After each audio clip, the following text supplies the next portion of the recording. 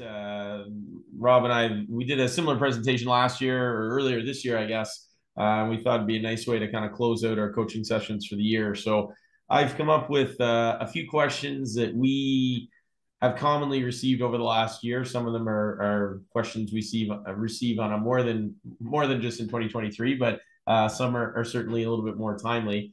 So I'm going to start by going through some of those, and then I really want to open up the floor to answer any questions that you have. And if the questions that I'm asking myself and answering, if you've got additional questions that kind of raises for you, certainly throw it in the chat. Rob's going to monitor that while I'm speaking. I'm going to turn my camera off just to save on bandwidth, make sure the sound and all that sort of stuff is going well for the presentation. Then I'll turn my camera back on once we get to kind of more of the open Q&A session. Well, that's kind of the format for this morning's chat. So like I said, we're going to look at, I'm going to present some common questions we receive, and then we'll open it up for more questions from the floor. So as a reminder, I talk about it at all of our coaching sessions. Really, as an ergonomist and specifically a physical ergonomist, we are trying to prevent musculoskeletal injuries. That's, 95% of the work we do is related to that and trying to reduce our rate or eliminate our musculoskeletal injuries. So most of the Q&A questions that I've come up with today are certainly more physical ergonomics related. If you've got stuff that is more cognitive based, I'm happy to answer some of those as well. But really, that is the goal of these coaching sessions, is to help you as organizations help reduce your incidence of musculoskeletal injuries. So hybrid work. I know maybe not all of you that are tuned in today have hybrid work in your specific organization, but many organizations, since we've come out of the pandemic, continue to have a hybrid work scenario. So and hybrid work, there's different ways that looks.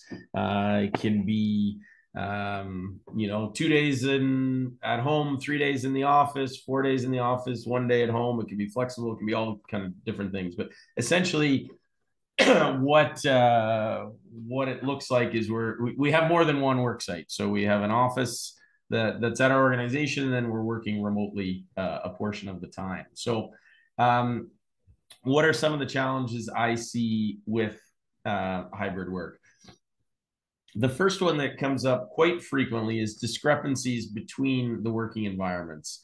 And that can go in either direction. It can be, in some instances, we have employees that will tell us, if we're doing an assessment with them, that they have a better setup at home. And in some instances, that might be the case.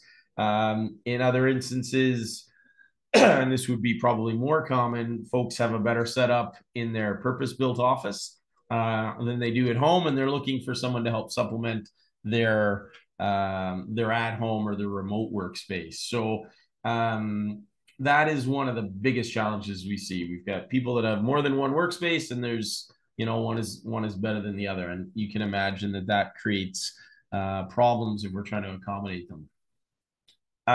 As I said, kind of the discrepancies. Also, along with that is just setting up for multiple locations and who's paying for those multiple locations, right? So if we have someone that's, let's say they've had an issue, the employer has asked us to do an assessment of them in their, the organization's office. We set them up correctly there.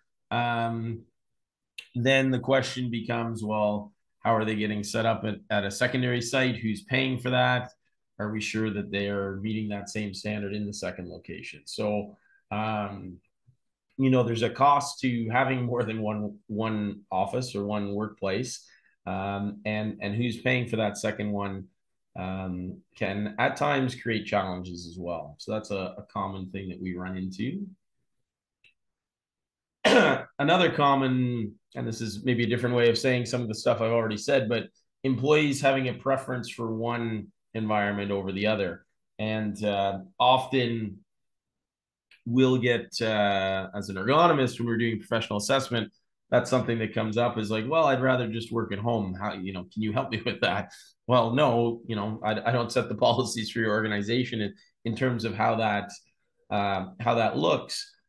But I will say it puts us in an awkward position if we've seen both setups and we know that the home setup is better than the in the organization's office. Doesn't always happen, doesn't often happen, but there are certainly instances where people have spent the money, invested the money, and set themselves up better at home. So that creates a challenge, right? If you as an organization are not providing the same level of setup as someone's able to provide themselves at home, and they're having issues when they're in your environment, it puts it creates an awkward situation, right? Because the person, you can appreciate they want to feel good at the end of the day. They want to feel like they're in the best environment possible they can work in. And if they've created one that happens to be better than what you've provided them, and it's different if they've gotten extras that they don't necessarily need, but if they're meeting their needs better, and you as an employer are not meeting the needs that they have, that it does create an issue. If you've provided them sufficient all the things that they need, and they've just gotten a slightly nicer product, that's a different thing. But if they've gotten to a higher standard, it can create issues. So those are some of the challenges we see. So I'll give you some of my kind of general advice around hybrid work, and then maybe we'll open it up to see if people have specific questions related to that. So the first thing I would say is that employees still need to have an appropriate setup wherever they work, whether they have just your office or whether they have your office plus their home setup.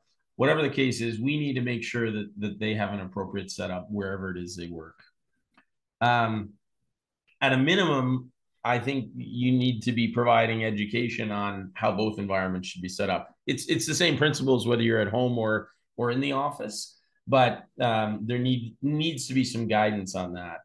And particularly when it comes to home setup, it's a little different. In the office, you are providing the furniture. If you are expecting people to set themselves up at home, the more advice you can give them on what that should look like, possibly some products, all that sort of thing, that's going to increase their chances of successfully setting up that second office in their home environment. And then the next thing I would say is you need to, at a minimum, consider how you're confirming their home setup is appropriate. Now, the organizations that I work with have different approaches to this. Some organizations simply provide the education and say, hey, you're on your own to set it up. Some will, ask to see a picture, have employees fill out a checklist to make sure that they're confirming that their setup is appropriate. Some will have, a safety person review the setup. Again, it might be pictures and the checklist just to say that they think it's appropriate. I have some organizations, and these would be in the minority, where they have sent some furniture home. Okay, that's certainly less common, but different approaches, and it kind of depends on how your organization wants to how in depth they want to get into that. But they're your employee. They're still working for you when they're not working in the office, if they're working remotely. So you have a responsibility to make sure that they're set up correctly. How exactly you go about doing that can certainly vary. But the more open-ended you have it, I would say the greater the chance that, excuse me, that the setup is not exactly where it should be. So that I guess I leave that with you to give some thought to, but like I said, I would strongly encourage to make sure you're doing something to help people to make sure that people are set up correctly when they are working remotely. Maybe I'll pause there. Rob, are there any questions in the Q&A there so far? No, there isn't. Okay.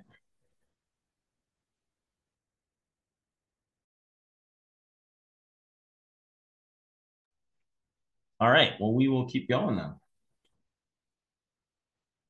And like I said, we'll have open Q&A at the end. So if people want to circle back to some stuff on hybrid, we can certainly do that then. All right. So another common question that we have gotten. I'll answer this question first. I see there's a question there about privacy issues for PICs, confirming setup, that kind of stuff. Yes, there's lots of issues around that. And my experience is usually the legal department in most organizations are the ones that are dictating what they feel is acceptable to do and not acceptable to do. You know, I can't think of any of the organizations that I do work with currently where they're actually sending someone into someone's house. At the most, they're asking the person to provide pictures of their setup, and that takes care of some of the privacy issues. But no, it's a good question, and again, I would defer that back to how that information is dealt with, what your organization's legal department feels regarding that, and kind of go from there, because that's usually, like I said, where there's been how do I say this correctly? That has often dictated what's getting done in terms of looking at people's individual or personal spaces. So good question though. All right. So very common question that we've been getting since this summer is what has happened to the Microsoft Sculpt keyboard? So for those of you that aren't familiar with it, here's a picture. This is a keyboard that's been around for 4 or 5 years now. It has the same basic footprint to the Microsoft Natural keyboard, except that the number pad is separate, as you can see. It comes with a mouse. Sometimes you can get it without the mouse and just the number pad. It was a very, very commonly recommended compact ergonomic keyboard, and started to become difficult to find in May. And then in June, we found out that Microsoft was discontinuing it, which was super disappointing because it was a relatively inexpensive fix, and there are thousands of people using this keyboard. Microsoft stopped making it, and Microsoft we've learned, is getting out of the business of creating any input devices. So Microsoft wouldn't have any keyboards or mice moving forward. So you would think, and any of you that order input devices, it's very much sort of a copycat type of industry.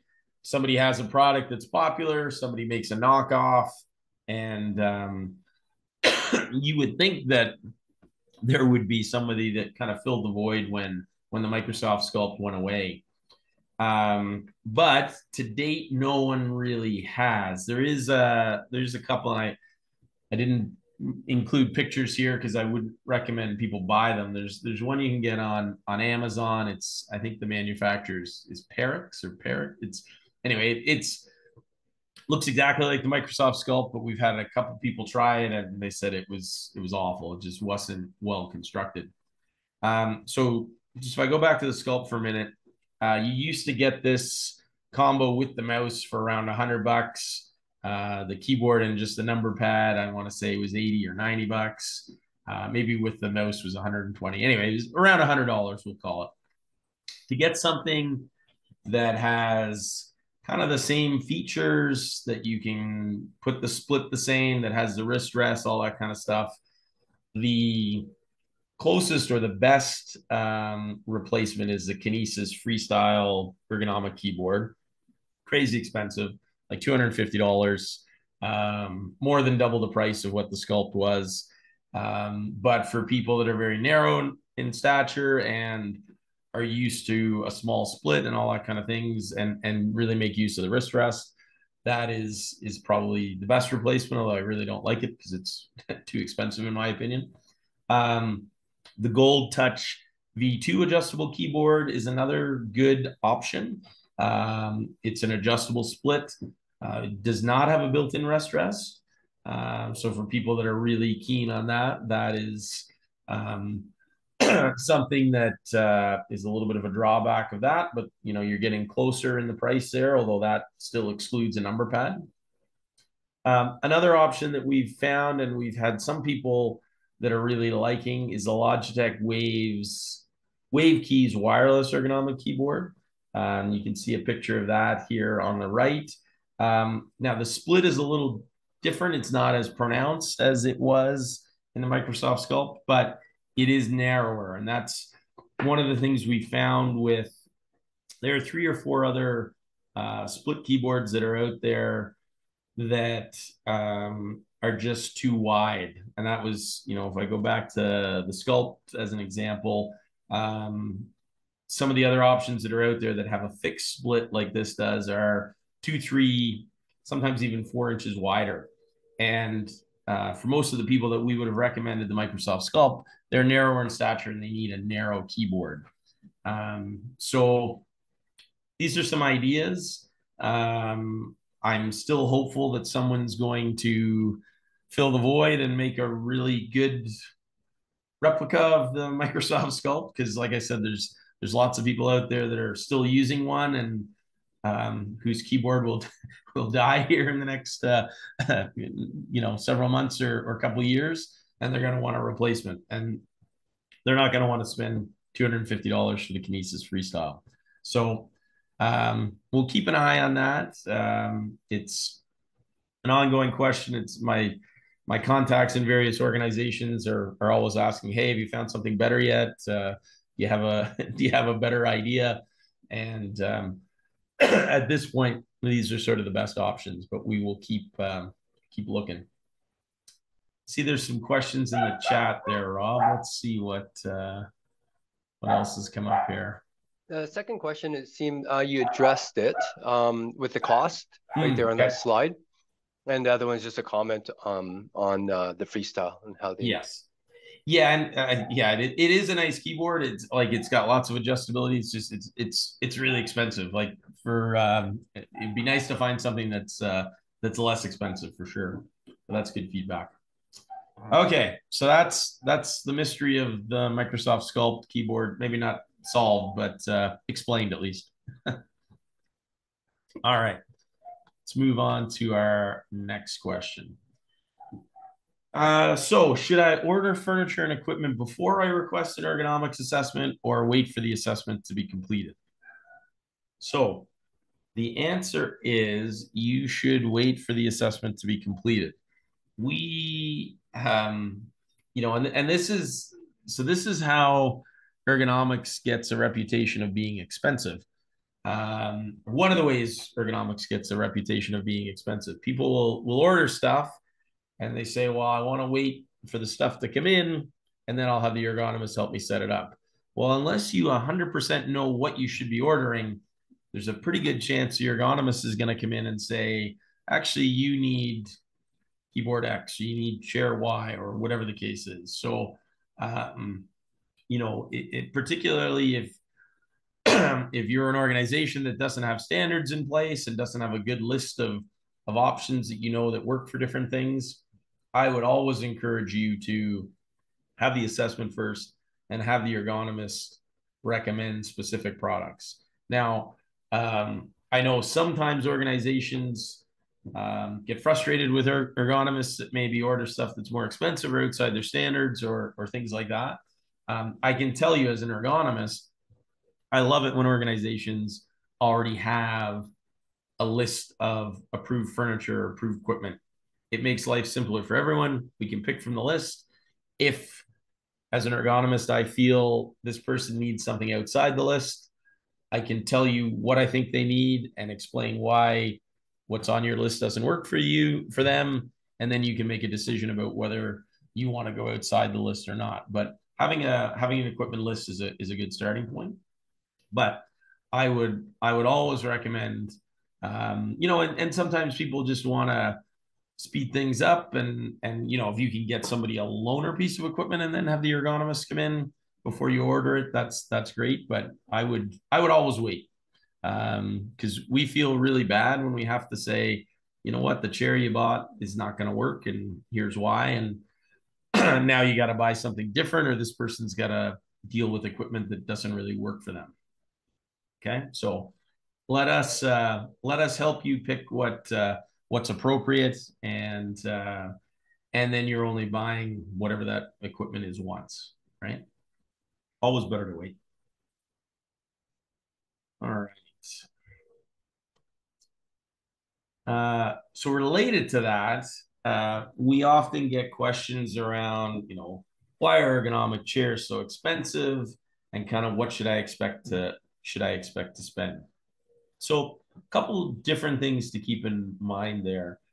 As a Canadian certified professional ergonomist, I am selecting furniture based on the CSA office ergonomic standard. So there's a long list of things that an office chair should have, lots of different adjustability, come in a different range of sizes, all that kind of stuff. So what happens is the more adjustability you put in a chair, obviously the more expensive it becomes. So, it's challenging to find a chair that has all the recommended adjustability for under a couple $100. You might find something online, but you're looking at kind of the $400 to $500 range to get all the adjustability that you want. So if your budget's $100 or $200 for a chair, you're going to be getting a chair that it's not going to have the adjustability that I'm going to recommend. And if that's the case, one of two things is going to happen. You could maybe find one that fits the person, but it might not provide them support that they need. Or you could find one that fits them, but it doesn't provide them the adjustability that they need. So, two examples of things where a lack of adjustability can cause us problems. If somebody's got a low back or a hip issue, quite often those less expensive chairs, the backrest angle and the seat pan angle are fixed together, so those kind of rotate together, and it's not uncommon that people that have low back and hip issues, it's that fixed angle that's bothering them. So that is one of the challenges. And the other thing is, when we're getting chairs that are at that price level, the quality is not the same either, right? So there's a reason they're 100 or 150 or $199 at Staples. They're not going to last quite as long as chairs that are made by the big manufacturers, whether that's Steelcase, Hayworth, Ergocentric, the list goes on. Now, do you need a $2,000 chair? Absolutely not, right? You don't need something that's crazy expensive, but to get a chair that has all the adjustability that we're looking for, you're going to be looking $400, $500, $600, probably a little bit more depending on the manufacturer. And you can get chairs that are less expensive, but there's a cost associated with that as well. And that cost is generally lack of adjustability, lack of support, and then there's going to be an impact related to that. What are your thoughts on gaming chairs? So gaming chairs are fine. Again, it depends. I'm looking for two things: the fit for the person, and then the adjustability that's required, right? So I'm looking for, you don't necessarily need a seat slider, but we probably want or not probably, we want a seat pan that fits the person. So sometimes those gaming chairs will come in different sizes. Sometimes they don't. I'm looking for independent backrest and seat pan adjustability. Again, some of the gaming chairs will have those. Quite often, the gaming chairs are quite supportive. I know that's a common thing I do here when people complain about their home office chair being better than their in-office chair, is that, well, I get better back support out of the gaming chair I bought. So it all depends on how it fits you or whether it fits you. One of the discussions I have with people, and this is a challenge that started during the pandemic and hasn't really gone away is we purchase a lot of stuff online, and chairs are something that are very hard to evaluate. Like, you can look at if you know what you're doing, you can look at the dimensions of a chair and figure whether it's going to accommodate you or not. So that part you can do, but it is hard to tell whether you're going to find it comfortable or not without sitting in it.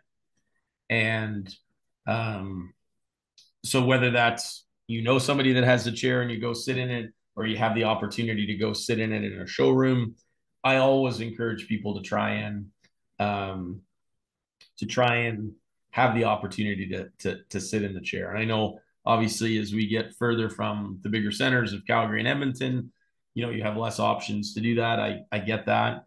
But it is unfortunate because really, if you think about an office chair, you spend a lot of time in it. So we want to make sure that it both fits you and that it's comfortable for you, right? So you can fit in a chair, meaning it's the appropriate size for you. It's not too big or it's not too small. Doesn't guarantee that it's comfortable for you or that it provides you the support that you need, right? So that's kind of the challenge with that. So kind of going back to my original question, one of the reasons ergonomic chairs are a little bit more expensive is they do have more adjustability. And the second one is the manufacturers that are making those are, generally they're going to be higher quality as well, right? So those are two things that definitely drive up the cost. And I mean, if your budget is less than that, then you're not going to buy one of those. You're going to get a less expensive chair and try and make it work, which might involve getting a chair and then getting an external cushion for your backrest so it's more comfortable. Like, there's different ways you can do that. And you just need to have some sort of expectation around what the cost of that realistically is. Yeah. All right. Any other questions while we're on the chairs?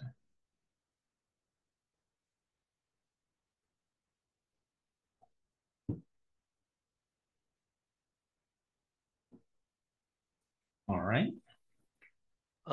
There is a question in the chat. Okay. What's the best resource for these issues? And the issues are, they find there's more focus on the equipment when it comes to ergonomics, and their industry's ergonomic hazards is more body mechanics based. Yeah, so I guess I can answer. I'll try and answer that as best I can, or answer what I think the person's getting at, and then please add more questions if I haven't answered your question. So we're focusing on equipment here, and um, regardless of your industry, whatever you are using is going to have an impact on how you work or the body mechanics that you're adopting. And we see this with office equipment all the time. Someone's in a chair that's too big or too small, or their work surface is too high, and then they adopt awkward body postures as a result. We can tell them how they should be sitting, but unless they've got the equipment that fits them at the right height, they're going to continue to be in an awkward posture. So the equipment really does have a big impact on what our working posture looks like. So when I do an assessment, we still do lots of coaching on how your body should be positioned, but more often than not, it's because there's some sort of mismatch between the equipment that somebody's using and their stature, right? So that's kind of why you tend to hear a little more focus on equipment. And then as it relates to body mechanics based, I mean, if you think of your hierarchy of controls, we always want an engineering change, which is equipment, right? So if we're relying purely on body mechanics, less chance, and sometimes we need to. I'm not saying that there isn't instances where we really need to rely on the worker to do the right thing, to be in the right posture, that kind of stuff. That can be helpful, But if there's an opportunity to engineer things to make it better for them, to encourage them to be in a better posture, to be able to be in a better posture, that sort of thing, we still always want to do that. So hope that kind of answers that question. Yeah, and it's not focused on the office environment, where if somebody's working in a shop, for Yeah, but that there's same principle applies though, right? If we're asking somebody to work on a bench that's too high, teaching them body mechanics isn't going to fix that, right? We want to adjust the bench, but yeah, adjust the workbench. Yeah. yeah, and that's where I was saying I can, we can all think of examples where you're like, well, yeah, but it's just an awkward posture. We need to get people to be in the best posture possible. And we can do that, but we should still be thinking about, are there engineering changes we could make or equipment changes that would allow them to be in a better posture, right? So that's kind of, I guess that's what I'm saying is that's why you tend to see a greater emphasis on equipment, whether it's in an office or in a vehicle or just in a straight industrial setting. Would you have any suggestions on where to best place to source these? Like when you say source, I guess I'm Yeah, where we assuming can this question purchase. Yeah, for where you can sure. purchase it. Okay. Yeah. So my best advice around that is anytime you can um, go and physically see something. So if you're in the bigger centers, if you're in Calgary and Edmonton, most of those in either city, you're going to have 3 or 4 bigger furniture vendors. So whether it's RGO or Hayworth or places where they sell some of the bigger, more common manufacturers. And the advice I have there is, yeah, they've got some very expensive chairs, but they also probably have a little room with a whole bunch of chairs that maybe have a little less adjustability, but are of different sizes, and they're just trying to get rid of, and that can be a good place to physically see chairs, get fitted, see some different options. I think if you have the opportunity to do that's good. The other option, and this will be again not your smallest centers, but if you have a Staples, so some of the other relatively larger centers in Alberta, you'll have Staples and lots of those. Staples has quite a range of chairs. They actually started carrying one of the ergocentric chairs earlier this year. I think it's branded as the AirCentric, the gray matter AirCentric, which is kind of like a knockoff of the AirCentric.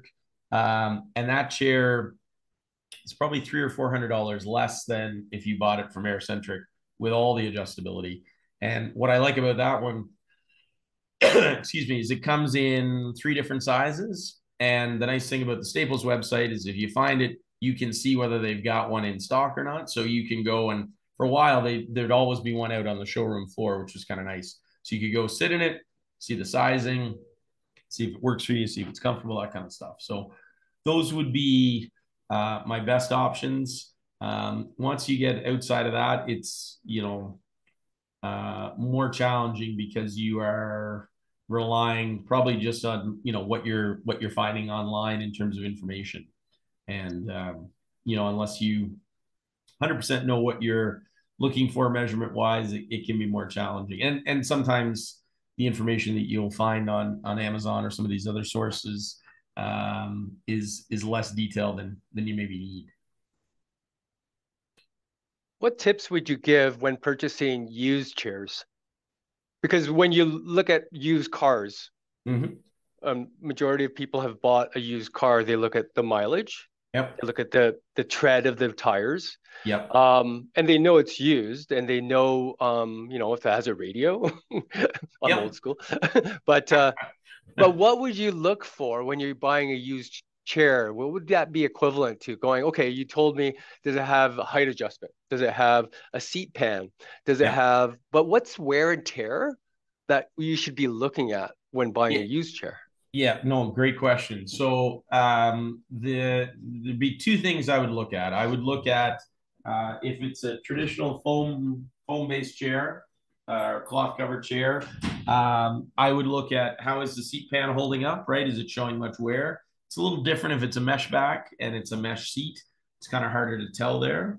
But on the traditional foam, if it looks like it's in good shape, probably is. If you press on it and it feels really hard, that foam's life cycle is probably done, and it's not going to be as comfortable. So I'd look at that as my first thing, and then the second thing I would do is make sure all the adjustments work. So now, if you're excuse me, not familiar with what the different paddles do, you might have to have the person who's trying to sell it to you show you. But I would have them show you what each of the things do, and then I would sit down and make sure that it actually does all the things that it's supposed to do. So those would be the two main things I would look at. Yeah, test drive. Yeah, no, basically. Yep, mm-hmm. absolutely. Yeah, Absolutely. because sometimes you don't sit on it and lean back. Actually, that's I won't go on that question, but yeah. You mentioned mesh back. So what are your thoughts on the mesh back? Because it would be good for, let's say, for maintenance wise, because now you're buying a used chair, but it has mesh back where it wouldn't absorb this maybe a Yeah. scent that person had. Yeah. So the mesh back chairs, I'm not as big a proponent of them. I find that the lumbar support the support in the lower back is better in a traditional foam chair. Um, but there are people that certainly prefer the mesh back, and it's usually people that run hot, right? Because you get a little more, you can breathe a little bit more because of the mesh, and it doesn't trap heat like foam does. So those are people that tend to like that. And then there are mesh back chairs that have a mechanism that does provide, there might be a cushion that's in the lower back that's providing adequate lumbar support. It just depends on the person. So those are usually where you see greater interest, is definitely people that are liking um, are liking things to be a little bit cooler. Yeah.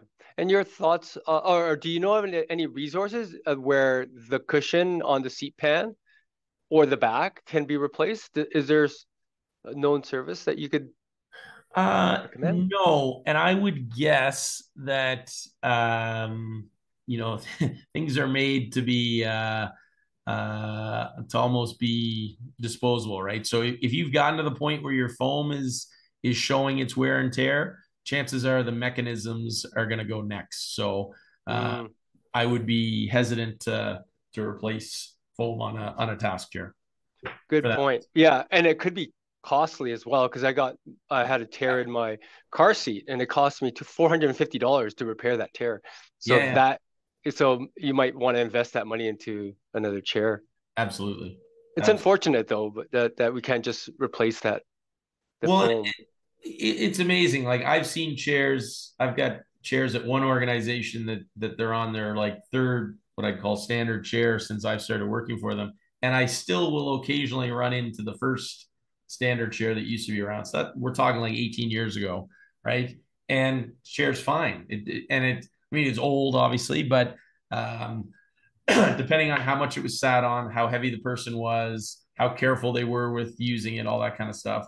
A chair can last a really long time. Generally, they don't last that long, but yeah, it's amazing the difference wear and tear depending on how it's used. And then you've got other chairs that can be done in a very short period of time because they heavy use, 24/7 operation, heavier users, people that aren't careful, people that have a shared chair. So, they're not as careful as they would be if it was their chair, that sort of thing. So all those things have an impact. All right. What else did I have for questions here? I have one or two more here. Okay. So, and this is not a 2023 question. This is a question we get all the time. Well, can you just tell me how much is safe to lift? And um, reality is there's no one answer to that, right? It's dependent on how often the lift is happening, where the starting point is, where the finishing point is, who's doing it, how frequently they're doing it, all those things. So there's a number of different variables that go into that. And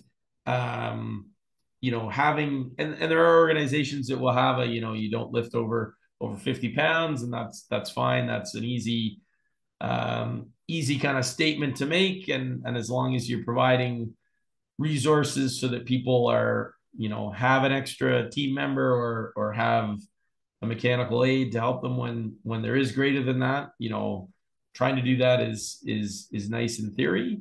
But you could still have something that's less than 50 pounds that somebody tries to lift that could still cause them an issue depending on the setup of the lift. So setting a limit has some merit, but it's not the be all end all. It doesn't guarantee that you're not going to have injuries.